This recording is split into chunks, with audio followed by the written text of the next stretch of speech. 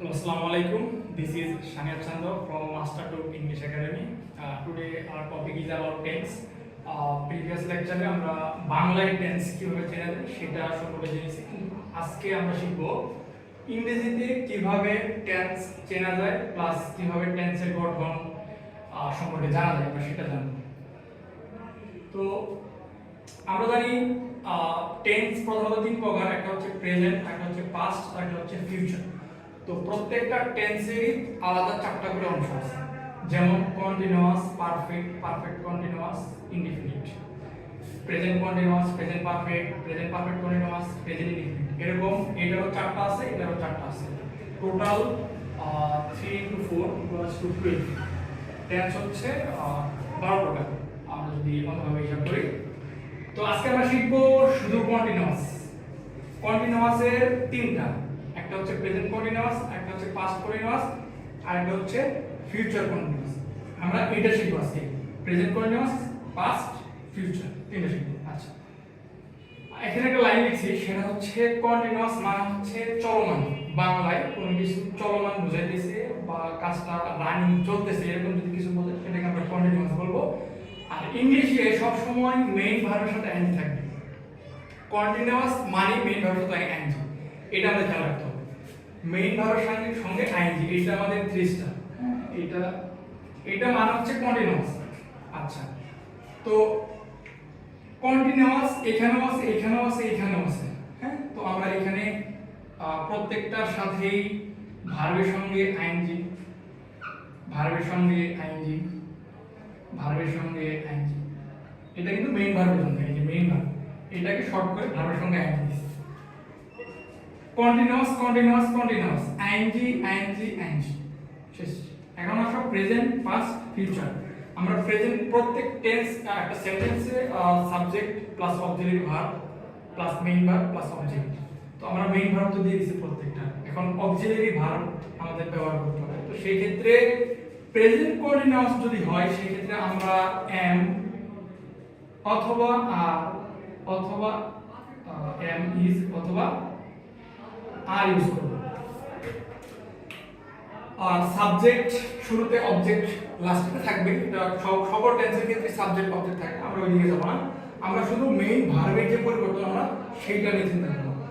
তো প্রেজেন্ট কন্টিনিউয়াসের ক্ষেত্রে M is R plus ভার্বের সঙ্গে আইএনজি। সেটা যদি আবার পাস্ট কন্টিনিউয়াস হয় সেই ক্ষেত্রে ওয়াজ অথবা হয়।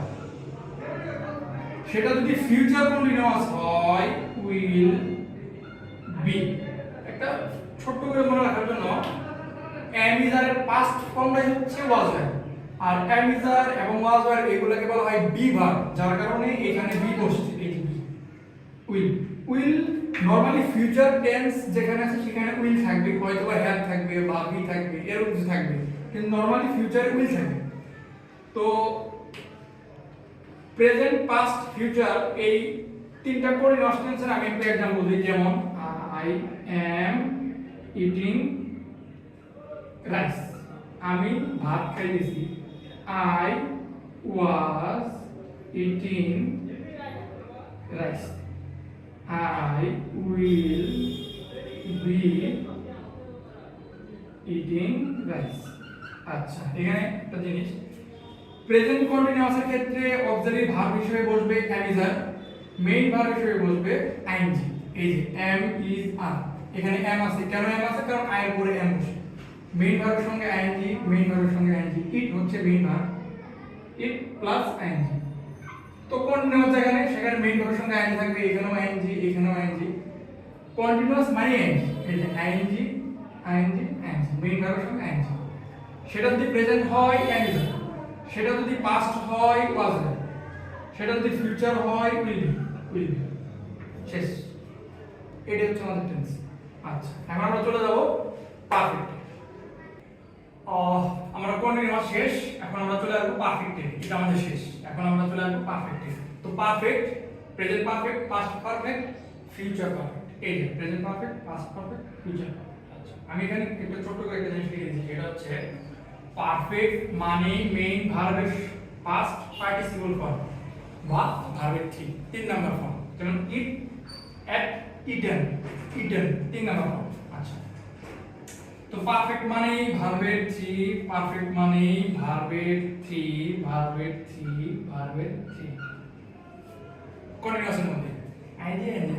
তো পারফেক্টের ক্ষেত্রে সেম, ভার্বের থ্রি, ভার্বের থ্রি, ভার্বের থ্রি বা ফার্স্ট পার্টিসিপল ফর্ম একই হবে। আচ্ছা, সেটা যদি প্রেজেন্ট পারফেক্ট হয় অক্সিলারি ভার্ব হিসেবে কি হবে? সেটা হচ্ছে হ্যাভ অথবা হ্যাজ। সেটা যদি পাস্ট ফর্ম হয় সেটা হবে হ্যাড। হ্যাভ হ্যাজ এর পাস্ট ফর্মটা হচ্ছে হ্যাড।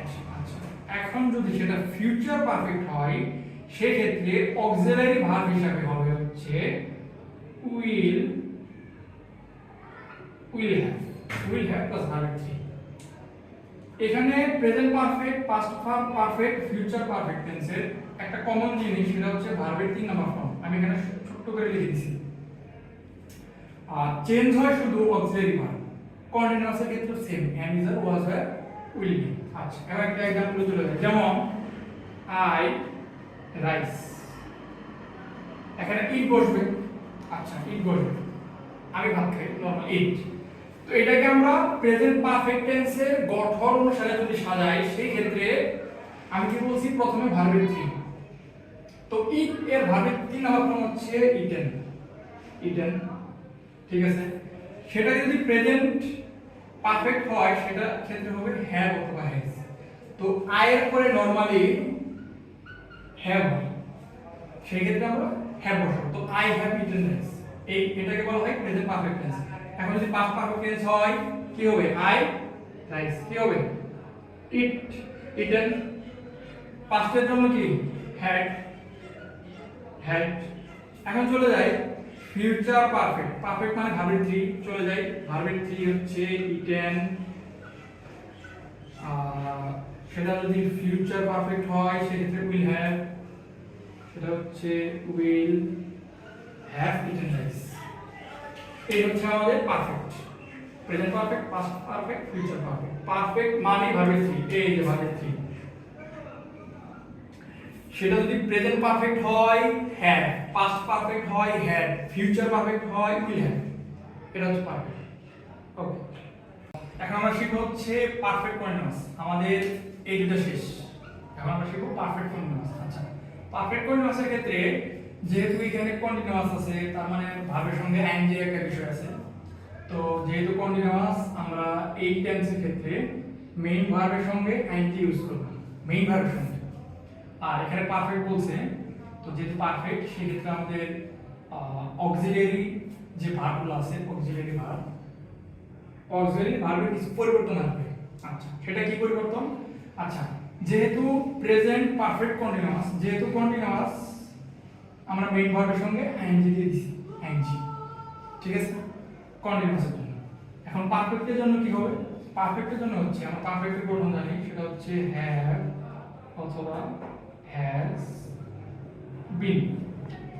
আচ্ছা, অক্সিলারি ভার্বের পারফেক্ট করার যে নিয়ম সেটা হচ্ছে হ্যাভ হ্যাজ, এটা হচ্ছে বিন, এটা। আর সেটা যদি পাস্ট হয়, আমরা পাস্টের জন্য পাস্ট পারফেক্ট টেন্সের গঠন জানি, সেটা হচ্ছে হ্যাড, হ্যাড প্লাস ভার্বের থ্রি। তো ভার্বটা হচ্ছে এখানে নরমালি বি ভার্ব, হ্যাঁ। তো এটার কারণে এখানে বিন বসছে, এখানে হ্যাড বসছে।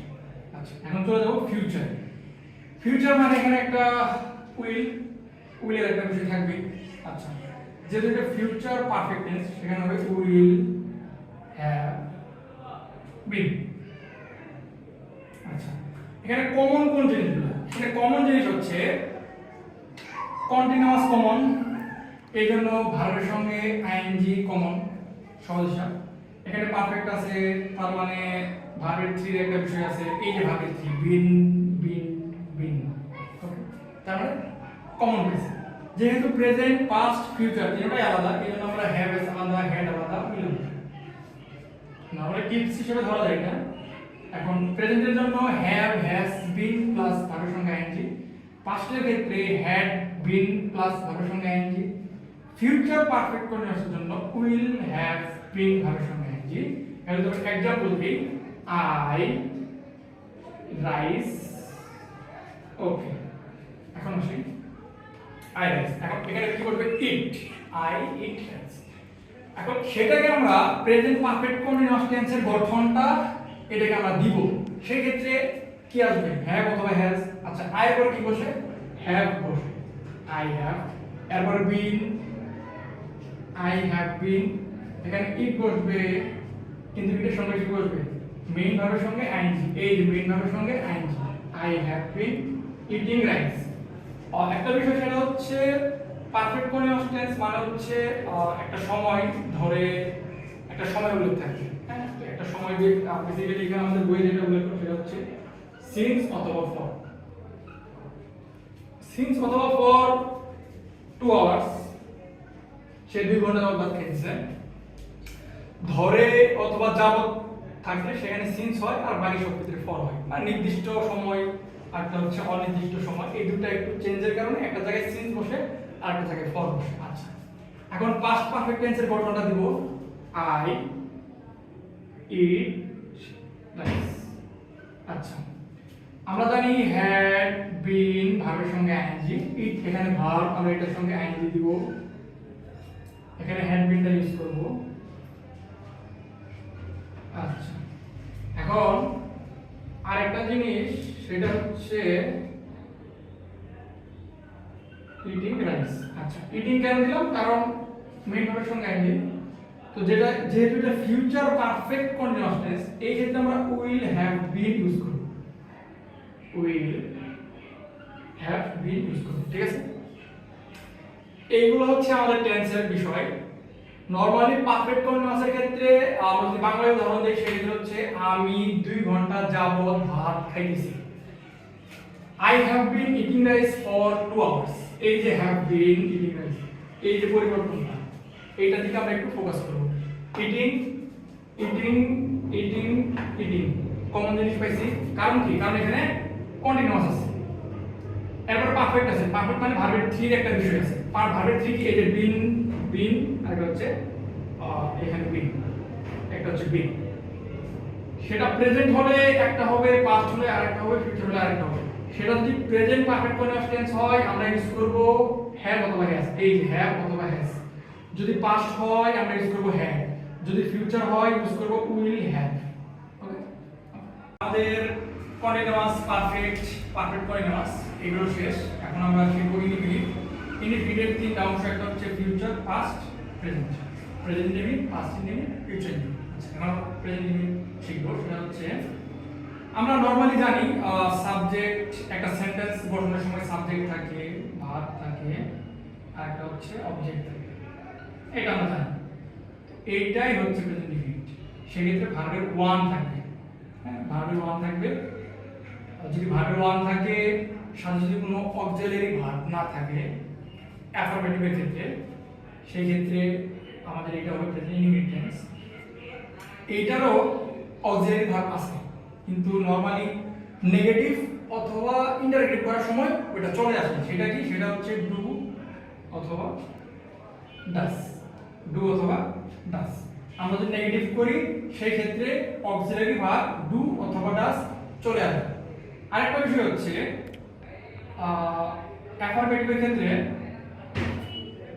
এস অথবা ইএস এর একটা ব্যবহার আছে। সাবজেক্ট যদি থার্ড পারসন সিঙ্গুলার হয় সেই ক্ষেত্রে ভার্বের সঙ্গে এস অথবা ইএস ব্যবহার হবে। যদি সেটা থার্ড পারসন সিঙ্গুলার না হয়, সিঙ্গুলার থার্ড পারসন সিঙ্গুলার হলে এস অথবা ইএস বসবে। আর আমরা যদি নেগেটিভ করি, নেগেটিভ অথবা ইন্টারোগেটিভের ক্ষেত্রে ডু অথবা ডাস ব্যবহার করা হয়। নরমালি এটা যেমন হি রিড বুক।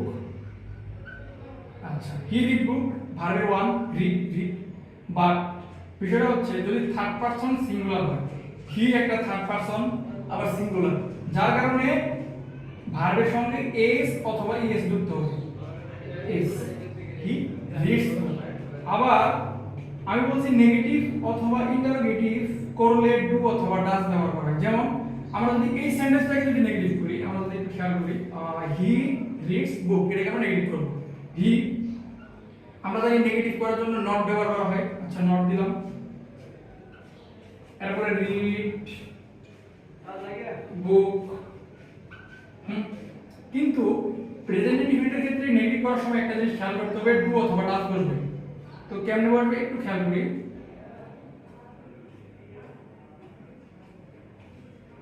আমি এখানে কি করব, একটা ডাজ নিয়ে আসলাম, এসটা তুলে দিলাম। ডাজটা কেন দিছি, কারণ থার্ড পারসন সিঙ্গুলার ক্ষেত্রে ডাজ বসে আর বাই শর্ট ক্ষেত্রে ডু বসে। তো থার্ড পারসন সিঙ্গুলার ক্ষেত্রে এখানে ডাজ ইউজ করছি, তো এখানে যেহেতু ডাজ একটা এস ব্যবহার করে ফেলছি আর এখানে এস দেওয়ার কোনো প্রয়োজন নেই, ঠিক আছে। আচ্ছা, এটা হচ্ছে রুলস, বেসিক্যালি তিনটা রুলস। একটা হচ্ছে থার্ড পারসন সিঙ্গুলার হলে এস অথবা এস হয়, আরেকটা হচ্ছে নেগেটিভ অথবা ইন্টারোগেটিভ করার সময় অক্সিলারি ভার্ব ডু অথবা ডাজ ব্যবহার করা হয়। এখন আমরা এটার एग्जांपल দেখব, এই যে একটা एग्जांपल, এই যে আরেকটা দুটো एग्जांपल। এস এস কখনো হয় যদি থার্ড পারসন সিঙ্গুলার হয় এস অথবা এস ব্যবহার করা হয়, দিয়ে দিছি। আরেকটা হচ্ছে যদি আমরা নেগেটিভ করি সেই ক্ষেত্রে ডু অথবা ডাজ, দুইটার একটা ব্যবহার করা হবে। তো নরমালি নেগেটিভ করার সময় নট, এই যে নট ইউজ করছি, এই যে ভার্ব।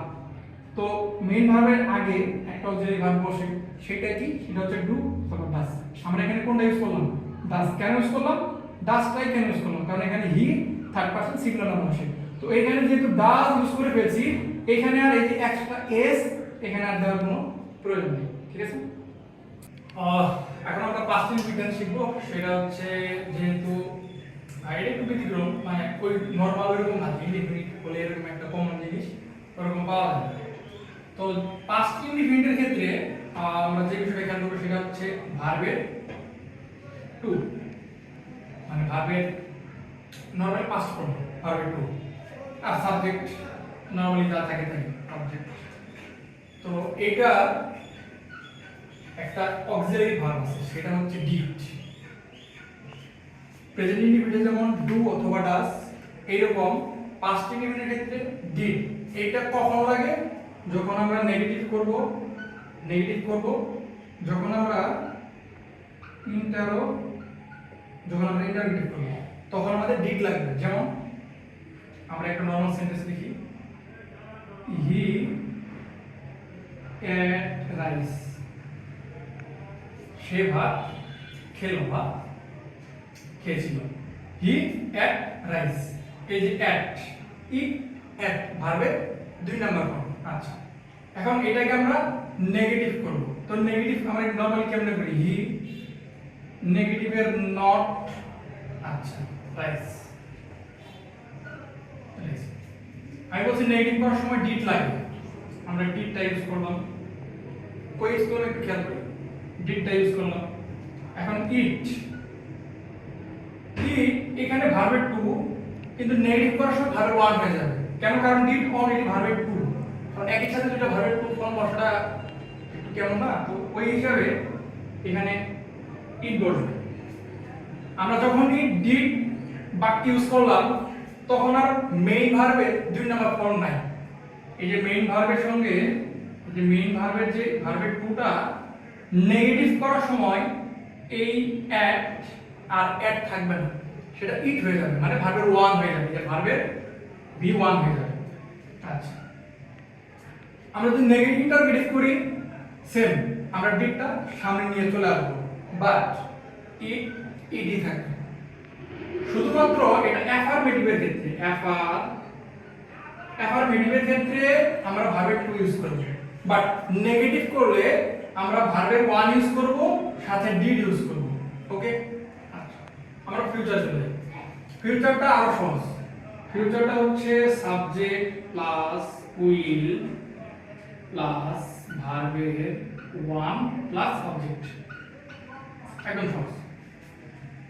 ফিউচার ইনডিফিনিটে উইল থাকবে, ভার্বের ওয়ান থাকবে। যেমন he will eat rice, they will play football. এরকম উইল থাকবে, ভার্বের ওয়ান থাকবে, উইল থাকবে, ভার্বের ওয়ান থাকবে। এটা হচ্ছে ফিউচার ইনডিফিনিট, ঠিক আছে।